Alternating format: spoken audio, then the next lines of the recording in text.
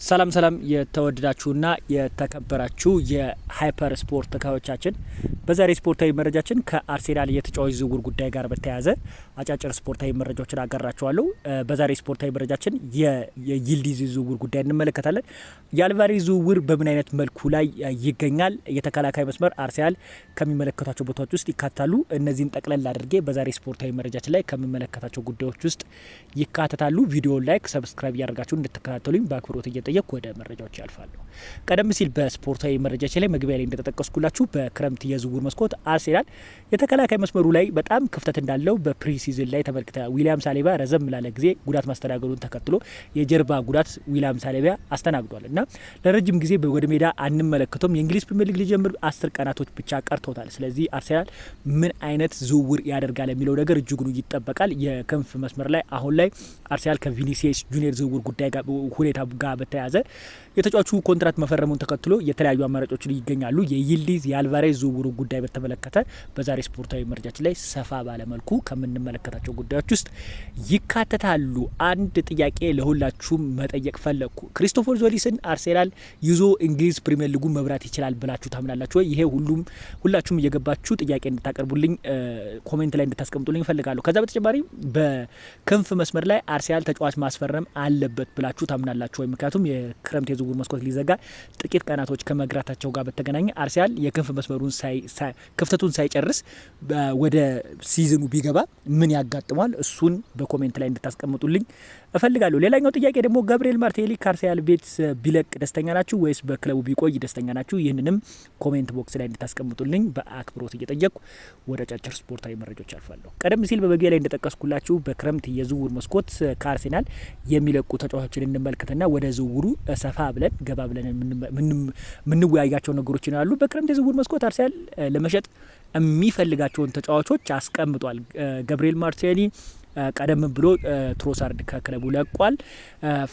ሌላኛው ፊት ለፊት መስመር ላይ ተጫዋች ሆነው ገብርኤል ሄሱስ፣ ሪስ ኔልሰን፣ ፋቢዮ ቬራ በአርሴናል ቤት በቀጣይ ከማይፈለጉ ተጫዋቾችና ስም ዝርዝራቸው ለሽያጭ የቀረቡ ተጫዋቾች ውስጥ ይካተታሉ። እስካሁን ድረስ ባለኝ መረጃ መሰረት ተጫዋቾቹን ለማስፈረም የመጣ ተጫዋች የለም። ሪስ ኔልሰንን በተመለከተ ወደ መሀል መስመር ላይ ከተጫዋቹ ዝውውር ጉዳይ ጋር በተገናኘ ዌስትሃሞች ተጫዋቹን ለማስፈረም እንቅስቃሴ አድርጓል። እሱን እንመለከታለን።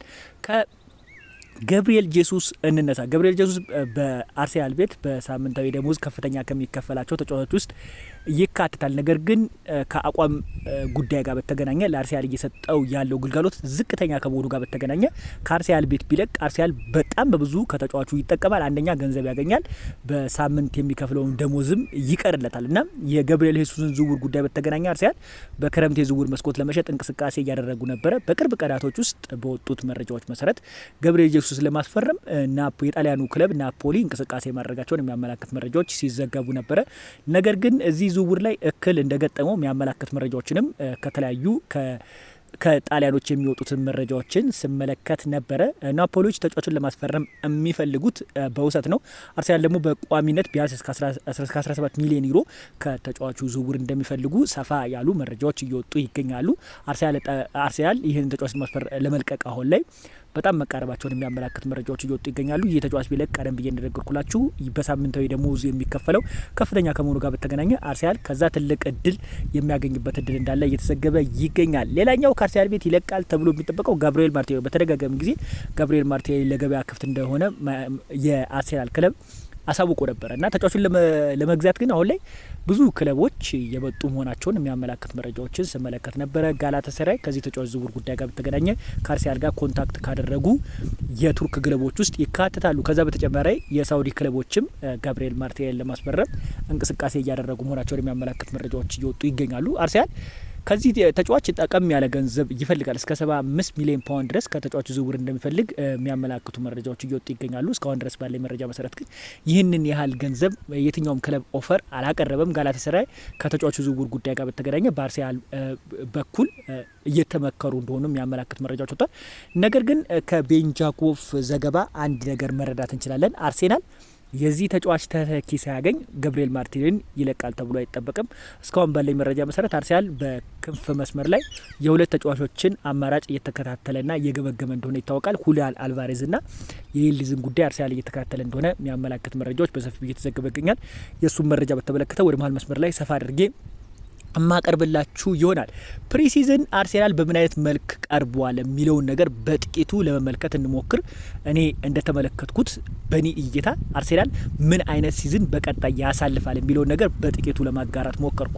መጀመሪያ ላይ ታርጌት አድርጌ መምጣት የምፈልገው ክሪስቶፈር ዞሊስ ከሊያንድሮ ትሮሳርድን ይተካዋል ወይ የሚለውን ጥያቄ በደንብ ግልጽ ለማድረግ እሞክራለሁ። ክሪስቶፈር ዞሊስ በጣም ጥሩ ተጫዋች እንደሆነ በተደጋጋሚ ቋሚ ሆኖ በተሰለፈበት ጨዋታ ተመልክቻለሁ። ለቪክተር ዮከረስ አንድ ነገር እንደጨመረ ደግሞ በደንብ ተመልክተናል። ተጫዋቹ ቀጥተኛ ስሩ ፓሶችን ሲያደርግለት ቪክተር ዮከረስ አሁን ላይ ብዙ ጥያቄዎች እየተነሳበት ይገኛል። ስለ ቪክተር ዮከረስ ደግሞ እመጣበታለሁ እና ዞሊስ በክንፍ መስመር ላይ ጥሩ የተባለ እንቅስቃሴዎችን ያደርጋል። ነገር ግን አደገኛ የተባለ እንቅስቃሴ ያደርጋሉ የሚለው ነገር ነው ጥያቄ ውስጥ ሊገባ የሚችለው እንጂ ተጫዋቹ እስካሁን በተሰለፈበት ጨዋታ ላይ የጎል ተሳትፎ ላይ እንደነበረም ለመመልከት ሞክረናል። ነገር ግን ቀጥተኛ የሆነ ተሳትፎ ላይ ግን ብዙ ጥያቄዎች እንደሚነሳበት ይጠበቃል። ከክሪስቶፈር ዞሊስ ዝውውር ጉዳይ ጋር በተገናኘ ሊያንድሮ ትሮሳርድን ይተካዋል ወይ? ይህንን ሁላችሁም ኮሜንት ላይ እየገባችሁ እንድትመልሱልኝ እፈልጋለሁ። የትሮሳርድ ተተኪ ተደርጎ ነው ተጫዋቹ የተፈረመው። ነገር ግን አርሰናልን አንድ ስቴፕ ከፍ ያደርጓል ወይ? እሱን ጥያቄ እንድትመልሱልኝ ለሁላችሁም እያቀረብኩ አሁን ግን ወደ መፈልገው ወደ ቪክተር ዮከረስ ጉዳይ ልለፍ። ቪክተር ዮከረስ በተደጋጋሚ ጊዜ አንድ ነገር ሲነሳ ነበር። ከአርሰናል ሰርቪስ አይሰጠውም፣ ሎንግ ፓሶች ፓስ አይደረግለትም፣ ለዚህ ነው ተጫዋቹ ፐርፎርም ማድረግ ያልቻለው የሚል ጥያቄዎች በተደጋጋሚ ጊዜ ሲነሳ ነበር። ነገር ግን ተጫዋቹ ብዙ ዴሊቨራንስ በተለይ አሁን ላይ ከክሪስቶፈር ዞሊስም ከማርቲን ኦዲጋርድም ጥሩ ኳሶች ሲሰጡት ነበረ። ነገር ግን አጨራረስ ላይ ቦታ አያያዝ ላይ ግን ብዙ ክፍተት እንዳለበት በተደጋጋሚ ጊዜ እየተመለከቱ ነው እንገኛለን። ተጫዋቹ አሁን ላይ ከሜንታሊቲም ከሞራሊቲም ጉዳይ ጋር በተያያዘ ብዙ ጥያቄዎችን ሊነሳበት የሚችልበት ተጫዋች እንደሆነ እየተመለከትኩት ይገኛሉ። ጠቅለል ሳደርግላችሁ ቪክተር ዮከረስ አሁን ላይ ያለበት አቋም በቀጣይ በሲዝኑ ማይክል አርቴታ ቋሚ እያደረገው የሚያሰልፈው ከሆነ ለአርሰናል በጣም በማጥቃት መስመሩ ላይ አደጋ እንደሚፈጠርበት ከወዲሁኑ ከጨዋታዎች እየተመለከተን እንገኛለን። ሁሊያን አልቫሬዝን አርሰናል ቢያስፈርም በምን አይነት መንገድ ይጠቀማል የሚለውን ነገር እንመልከት። እሱም በተመለከተ አርሰናል አሁንም ቢሆን ተጫዋቹን ለማስፈረም ገፍቶ ሄዷል ለማለት ባይናገርም ደፍረን መናገር ባንችልም፣ ነገር ግን በተጫዋቹ ላይ ፍላጎት እንዳላቸውና ከተጫዋቹ ዝውውር ጉዳይ ጋር በተገናኘ ስራዎች እየሰሩ መሆናቸውን የሚያመላክት መረጃዎች ወጥቷል።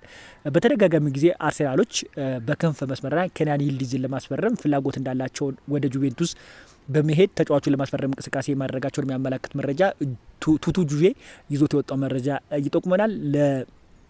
ለኢጣሊያኖች በጣም ቅርብ የሆነው ጋዜጣ ቱቱ ሜርካቶም ይዞት በወጣው መረጃ መሰረት ይህ ቱርካዊ ወጣት ለማስፈረም አርሰናል ፍላጎት እንዳላቸው በተደጋጋሚ ጊዜ ለጁቬንቱስ ፍላጎታቸው ማሳየት ሲሆን የሚያመላክት መረጃዎች እየወጡ ይገኛል። ኬንያን ይልዲዝ በጣም ጥራት ያለው ተጫዋች፣ ብቃት ያለው ተጫዋች እንደሆነ ይታወቃልና ገብርኤል ማርቲኔሊ የሚለቅ ከሆነ በጣም ትልቅ አፕግሬድ እንደሚሆን ይጠበቃል። ነገር ግን በተደጋጋሚ ከ100 ሚሊዮን ዩሮ በላይም ለተጫዋቹ ዝውውር ቢቀርብለት ጁቬንቱሶች ፍላጎት እንደሌላቸው የሚያመላክት መረጃዎችን ነበር ስመለከት የነበረው።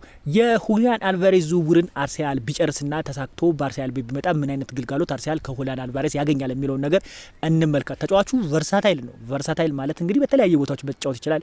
በሌፍት ዊንግ ፍሮንት ላይ፣ በሰከንድ ስትራይክ እና በሴንተር ፍሮንት ላይ ተጫዋቹ መጫወት ይችላል። ይህንን ሶስት ቦታዎች ማይክል አርቴታ ከተጫዋቹ ማግኘት ይችላል። ስለዚህ የአልቫሬዝን ጉዳይ አሁን ስንመለከተው ከተጫዋቹ ዝውውር ጉዳይ ጋር በተገናኘ ባርሳዎች ተጫዋቹን ለማስፈረም እንቅስቃሴ አድርገው ነበረ። ደርቢ ከመሆናቸው ጋር በተገናኘ አትሌቲኮ ማድሪዶች ተጫዋቹን ለባርሳ ለመሸጥ እንደማይፈልጉ አሳውቋቸዋል። አልቫሬዝ አንድ ስህተት ሰርቷል። ቀደም ብሎም ከአትሌቲኮ ማድሪድ መልቀቅ እንደሚፈልግ ለዲያጎ ሲሞኒ ነግሮታል እና በደጋፊዎች ዘንድ በጣም ጥላቻን ከወዲሁኑ እያስተናገደ ይገኛል። ከዚህ ጋር በተገናኘ በቀጣይ ተጫዋቹ እንደሚለቅ ይጠበቃል። ስለዚህ ምን አይነት ውሳኔ ያደርጋል የሚሉ ነገር ስመለከት ነበረ። አርሰናል ለተጫዋቹ ዝውውር ገፍቶ የሚሄድ ከሆነ አትሌቲኮ ማድሪዶች ምንም አይነት እንቅፋት እንደማይሆኑ፣ ተጫዋቹን ለመሸጥ ምንም አይነት እንቅፋት እንደማይሆኑ የሚያመላክት መረጃዎች ወጥተዋል። ስለዚህ ከአርሰናል ትልቅ ኦፈር እየጠበቁ እንደሆነ የሚያመላክት መረጃዎች እየወጡ ይገኛሉ። ስለዚህ አልቫሬዝ በአርሰናል ቤት ቢመጣ ብዙ ነገሮች ይስተካከላሉ ተብሎ ይጠበቃል። በ9 ቁጥር ላይ አሁን ላይ አርሰናል እያሰለፈ የሚገኘው ከሀቨርትና ቪክተር ዮከረስ ነው። ከነሱ በተሻለ መልኩ ኳስን ዴሊቨር ጎሎችን ዴሊቨር ማድረግ የሚችል ተጫዋች እንደሆነ ጥራቱን በስፔንም በእንግሊዝ ፕሪሚየር ሊግም ማሳየት ችሏል እና በሲቲ ቤት በነበረበት ጊዜ በጣም ጥሩ የተባለ ፐርፎርማንስ በጣም ጥሩ የተባለ እንቅስቃሴ ሲያደርግ ተመልክቶና አርሰናል ደግሞ አሁን ላይ የተሰራ ክለብ ከመሆኑ ጋር በተገናኘ እዚህ ክለብ ላይ ቢገባ ምን ያህል አንድ ስቴፕ ክለቡን ከፍ ሊያደርግ እንደሚችል የሚጠበቅ ጉዳይ ነው። የሁሊያን አልቫሬዝ ዝውውር ጉዳይ በቀጣይ ሳምንት በደንብ ምናነሳው ጉዳይ ሊሆን ይችላል ማለት ነው። አርሰናል በፕሪሲዝን ላይ ምን አይነት ክፍተት ተመልክተንበታል ቢሉትን ነገሮች ልጥቀስላችሁና የዛሬ ስፖርታዊ መረጃዎችን እንቋጫለሁ። በፕሪሲዝን ላይ የዊሊያም ሳሊባ አለመኖር በሱ ቦታ ላይ ደግሞ ክሪስቲያን ሞስኬራ እንዲሸፍን የተሰጠው ሚና በጣም እንደከበደው በተደጋጋሚ ጊዜ ተመልክተናል። ጎል ኮንሲደር አርሰናል በጣም ሲያደርግ ተመልክቷል። የሆነበት አንደኛ የራይስ አለመኖር ራሱ ክለቡ በጣም ክፍተት ሲያስተናግድ ተመልክተናል። ኮሚኒቲ ሺልድ ላይ ብሩኖ ጉማሬሽ አዲሱ የአርሰናል ፈራሚ ከክለቡ ጋር ትሬኒንግ እያደረገ መሆኑን የሚያመላክት መረጃዎች ሲወጡ ነበረ። ለኮሚኒቲ ሺልድ ለመድረስ በጣም ልጁ ጠንክሮ እየሰራ መሆኑን እየተዘገበ ይገኛል። ብሩኖ ጉማሬሽ ገብቶ አርሰናል መሀል መስመሩ ላይ ምን አይነት አሰላለፍ ይዞ ይመጣል የሚለው ነገር እንመለከታለን። ዴክላን ራይስ ለረጅም ጊዜ ረፍት ተሰጥቶት ነበረ። ተጫዋቹ በጣም በተደጋጋሚ ጊዜ መጫወቱን ተከትሎ ጉዳት ማስተናገዱን የምናውቀው ጉዳይ ነው። ዊሊያም ሳሊባም ቢሆን ለረጅም ጊዜ ጉዳት አስተናግዷል።